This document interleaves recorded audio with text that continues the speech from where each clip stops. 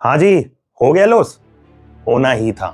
1 लाख रुपए सिल्वर के ईटीएफ पे लगाए होंगे ना आपने आज से 5 दिन या 6 दिन पहले, तो अब आपको 25,000 रुपए का लॉस हो रहा होगा। और गोल्ड में भी कुछ इसी तरीके का हाल है।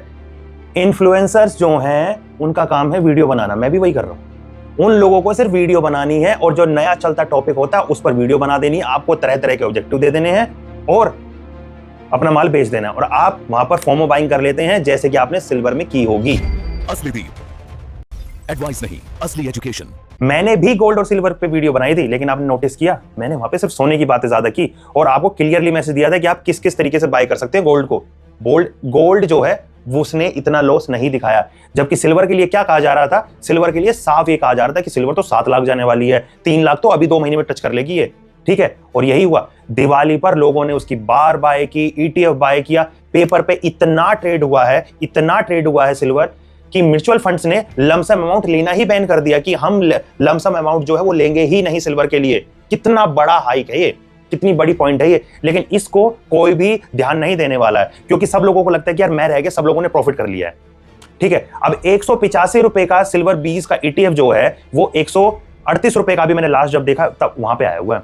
और अभी होगा क्या? मार्केट सीधा बाउंस गया क्योंकि मार्केट सीधा सीधा चलता नहीं है। उसके बाद एक रिट्रेस आया, नीचे आया, अभी कुछ दिन यहां पे रुकता है और उसके बाद मार्केट फिर ऊपर जाता है और फिर वापस नीचे आ जाएगा, ठीक है। और मार्केट की एक थ्योरी भी आप सदा जिंदगी के लिए नोट बनाकर किताब पर कहीं दीवार पर लगा लो कि अगर मार्केट ने कहीं गैप छोड़ा है, ठीक है, कहीं मार्केट ने गैप छोड़ा है तो मार्केट चाहे साल में, चाहे 6 महीने में, चाहे 2 साल में, चाहे 5 साल में कोई ना कोई बहाना पकड़कर उस गैप को फिल करने के लिए आएगा। और सिल्वर में ऐसा ही है, ठीक है। और सिल्वर गिरेगा तो कुछ ना कुछ सोना भी टूटेगा, ठीक है। अब सोचने वाली बात है, 185 रुपए का ईटीएफ 140 रुपए का मोटा मोटा मान लेते हैं हो गया, ठीक है। 45 रुपए यहीं से टूट गए हैं। हो सकता है कि अब आपके माइंड में यह आ रहा हो कि यार ये तो लॉस हो गया। देखिए, मेटल में कभी भी लॉस नहीं होता है। अगर आपने मेटल लिया हुआ है, कोई भी आप कमोडिटी में ट्रेड कर रहे हैं, तो कभी भी लॉस की तरफ नहीं सोच सकते आप। हाँ, अगर आपने शॉर्ट टर्म कोई गोल के लिए रखा हुआ था तो फिर तो आप फंस गए हो, क्योंकि अभी कुछ टाइम पीरियड में आपको उलझा के अभी कुछ नई नई खबरें आएंगी न्यूज चैनल में, कुछ कुछ दिखाया जाएगा, कुछ कुछ चलाया जाएगा और उसके बाद में मार्केट धीरे धीरे धीरे धीरे गिराती चली जाएगी। याद है आपको वो टाइम?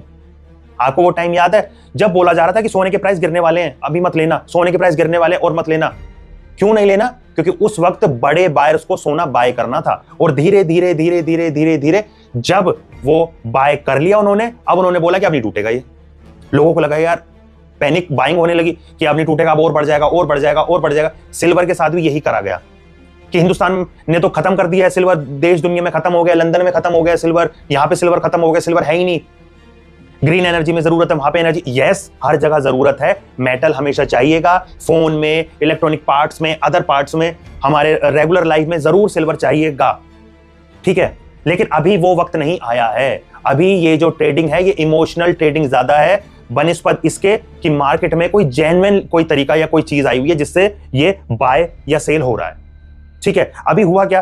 ट्रंप ने ये कहा कि 50% का जो हम टैरिफ लगा रहे हैं उसको हम 15% कर देंगे, 15 कर देंगे, ठीक है। और अभी इंडिया के जो नेगोशिएटर्स हैं उनसे बातें कर रहे हैं, उनसे अभी नेगोशिएशन चल रहा है, अभी नेगोशिएशन चलता रहता है और कुछ टाइम बाद वो और भी ज्यादा कम टैरिफ पर एग्री हो जाते हैं या फिर किसी भी कारण से ट्रंप की सरकार ही चली जाती है।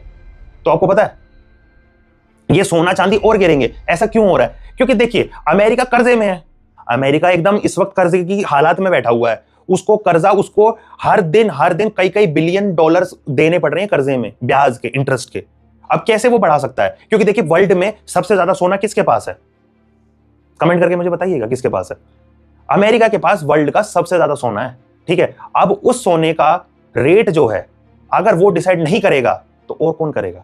जब वो अपने सोने के प्राइस को इतना बढ़ा देगा, इतना हाई कर देगा और उसके बाद उसको सेल करेगा, तो आपको नहीं लगता कि वो अपना एक कर्जा जो उसके ऊपर है उसको अच्छे तरीके से उतार पाएगा? यस और नो? तो ये जो बड़े बड़े खिलाड़ी होते हैं, बड़े बड़े देश होते हैं, वो इसी तरीके से मैनिपुलेट करते हैं दुनिया के बाजारों को। और यही तो हुआ जब सोने में इतनी सारी बाइंग, इतनी सारी चीजें हो चुकी, तो उनका अगला टारगेट था सिल्वर। सिल्वर को उन्होंने उठाया। याद है आपको, आपने देखा होगा पिछले जमाने भी क्या, कुछ सालों पहले, कि प्याज स्टोर कर लेते थे, टमाटर स्टोर कर लेते थे, ठीक है। उसके बाद क्या होता था, उनकी शॉर्टेज होता थी तो रेट बढ़ जाते थे, 200 रुपए किलो, अब 500 रुपए किलो प्याज बिक रहा है। उसके बाद में पुलिस या सरकार उनको पकड़ती थी और मार्केट खोलती थी और प्याज वही 50 रुपए 20 रुपए 30 रुपए किलो पे पहुंच जाता था। तो ये क्या है, इकोनॉमिक्स का सीधा सीधा सीधा सा एक नियम है कि अगर मांग बढ़ेगी और चीज कम है तो उसके दाम बढ़ते चले जाएंगे। तो यही तो हुआ, सिल्वर की जो आपूर्ति थी उसको कम दिखाया गया, मांग बढ़ने लगी और सब लोगों को लगा कि सोने के दाम इतने बढ़ गए हैं तो अब सिल्वर भी हमको प्रॉफिट दे सकता है। तो लोगों ने फिजिकल बाय करने की बजाय उसको कैसे बाय किया, उसको बाय किया कॉन्ट्रैक्ट में, ठीक है, एमसीएक्स में, उनको ईटीएफ में, यानी पेपर ट्रेडिंग ज्यादा हुई उसको शेयर मार्केट में ज्यादा बाय किया। और शेयर मार्केट का तो आपको पता है, वो ईटीएफ हो गए, वो एज लाइक शेयर्स काम करते हैं। अब आप अगर ईटीएफ खरीद रहे हो तो आपकी जगह कोई जो फंड वाला है या फिर कोई बड़ा बायर है, लाइक जैसे हर्षद मेहता टाइप, झुनझुनवाला टाइप, वो 100 200 500 करोड़ का ईटीएफ जब उठाते हैं और उसके बाद उसको बेचने के लिए चलते हैं, जब वो बेचेंगे तो ईटीएफ का प्राइस गिरेगा ना। ईटीएफ कोई म्यूचुअल फंड्स की तरह थोड़ी है कि वो जितना आपने रमेश ने जितना चांदी खरीदा उसको फिजिकली होल्ड करके रखेंगे, भैया बेचेगा वो। दैट्स व्हाई म्यूचुअल फंड्स ने जो लमसम अमाउंट है उसको बैन कर दिया कि नहीं चाहिए, हम नहीं करेंगे कोई बाय। और वही हुआ मार्केट में। मैंने अपने टेलीग्राम चैनल पर कुछ दिनों पहले, और पता है ज्यादा लोग इस चीज पर ध्यान नहीं देते क्योंकि सब लोगों को मजा आता है, किक मिलती है बेवकूफ बनने में।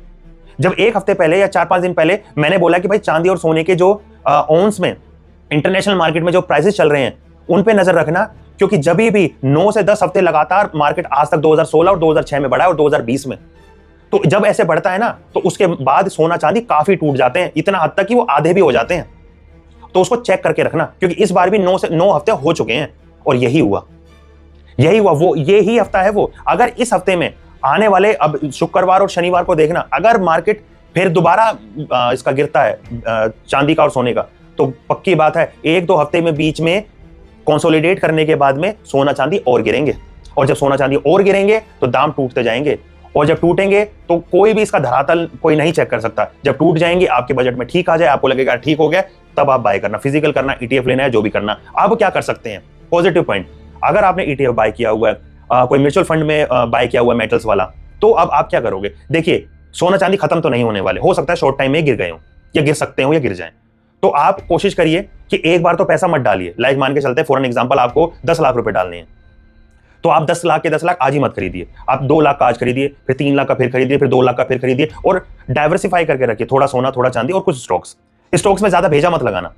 निफ्टी 50 के कोई भी शेयर पकड़ लो, 4-5, एफएमसीजी का कोई पकड़ लो, आईटी सेक्टर कोई पकड़ लो, बैंक सेक्टर कोई अच्छा पकड़ लो, ठीक है, उस शेयर को पकड़ो, उसके अंदर डाल लो, अपना इजी रहो, सेफ रहो, कुछ भी ज्यादा भेजा मत लगाओ, ठीक है। क्योंकि जब आप इन्वेस्टमेंट कर रहे हो तो इन्वेस्टमेंट सोच के चलो कि लॉन्ग टाइम होरिजन में हम चल रहे हैं, और जब ये होरिजन लंबा चलेगा तो आपको प्रॉफिट मिलेगा ही मिलेगा। लाइक जैसे अभी एचडीएफसी था, ठीक है, एचडीएफसी ने डिविडेंड भी दिया था और 1/2 भी हो गया वो, अब वो फिर दोबारा 1000 के करीबन चल रहा है, अब कुछ दिनों में फिर 2000 के करीबन पहुंचेगा, तो फिर वो डिवाइड कर देगा, फिर बांट देगा, तो इसी तरीके से आपके शेयर भी बढ़ते चले जाते हैं। सो ऐसे ही आईटीसी है, एफएमसीजी का, तो ये सिर्फ एग्जांपल के लिए था, ये कोई बाय और सेल का रिकमेंडेशन नहीं है। सो आपने ये चीजें समझी, तो इंटरनेशनल मार्केट के हिसाब से सोना चांदी तय होते हैं। वहां पे ट्रंप ने बोला कि 50 नहीं 15 हम लगा सकते हैं। मार्केट जो निफ्टी था, बैंक निफ्टी था, आज की डेट में जब मैं वीडियो बना रहा हूं ये, ठीक है, 23 अक्टूबर को, तो 200 पॉइंट्स बैंक निफ्टी और 500 पॉइंट बैंक निफ्टी ऊपर गया। बैंक निफ्टी अपने ऑल टाइम हाई पे चल रहा है, निफ्टी टच करने वाला है अपने ऑल टाइम हाई को। सो एक न्यूज कमाल कर देती है। अब आपने देखा ये सारी चीजें, अब क्या होने वाला है, अब तरह तरह की और बातें चलेंगी कि इंडिया रशिया से क्रूड ऑयल नहीं लेगा, ऐसी बाजार में भी बातें आने लगेंगी। तब वो क्यों आएंगी, थोड़ा लॉजिक लगाइए, क्योंकि अमेरिका को भी तो मोमेंटम बनाना है ना अपना, आप समझ पा रहे हैं, मोमेंटम उनको बनाना है, दुनिया को दिखाना है ना कि यार इंडिया को हमने झुका दिया और इंडिया अब वहां से बाय नहीं कर रहा है, उसने हमारी शर्तों को मान लिया, हम सुपर पावर हैं, बड़े हैं, उनको भी तो कुछ दिखाना है ना। जब वो दिखा देंगे तो ऑब्वियस ही बात है, उनको कोई ना कोई देखिए, लॉस अगर इंडिया को होगा उनके टैरिफ से तो अमेरिका को भी होगा ना। जब उनको हो रहा होगा तो उनको कोई ना कोई बहाना, इज्जत भी तो बचा के रखनी है।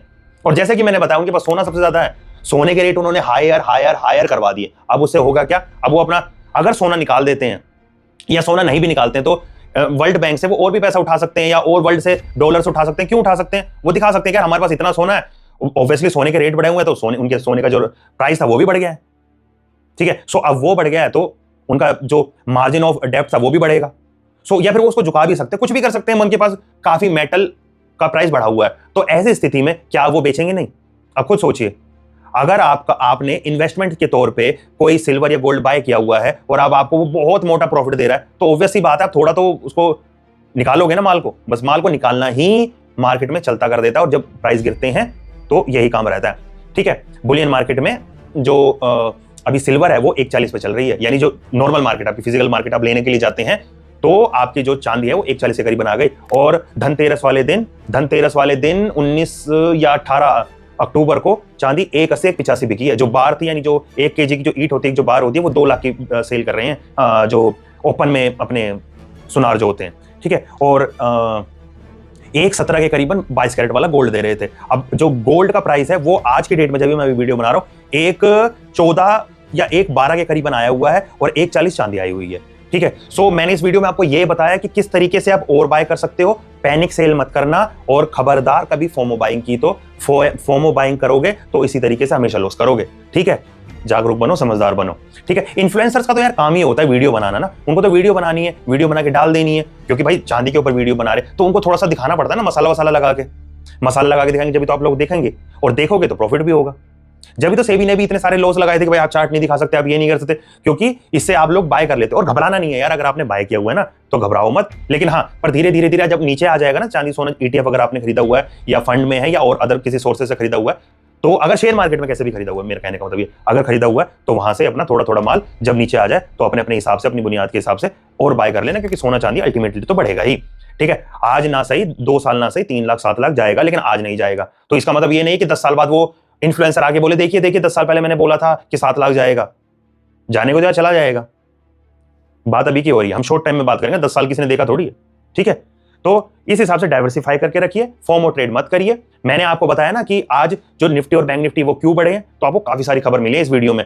सो दोस्तों, मेरा नाम है दीपक, आप देख रहे थे असली दीप यूट्यूब चैनल। आपने काफी सारी बढ़िया जानकारी और चीजें सीखी समझी। चैनल को सब्सक्राइब कर लो, वीडियो को शेयर करना, और घर में मम्मी पापा को ये वीडियो जरूर दिखाना, क्योंकि जो असली बायर्स होते हैं या फैसला लेने वाले होते हैं वो मम्मी पापा ही होते हैं, हमारे बड़े ही होते हैं। उनको ये वीडियो दिखाना, उनको समझाना कि ऐसा हो रहा है मार्केट में। सो अभी वो घबरा के या जल्दबाजी में, शादी का सीजन आ रहा है, कुछ बाय करने के लिए ना भागें, कुछ टाइम रुकें और सोचें और समझें, उसके बाद बाय करें।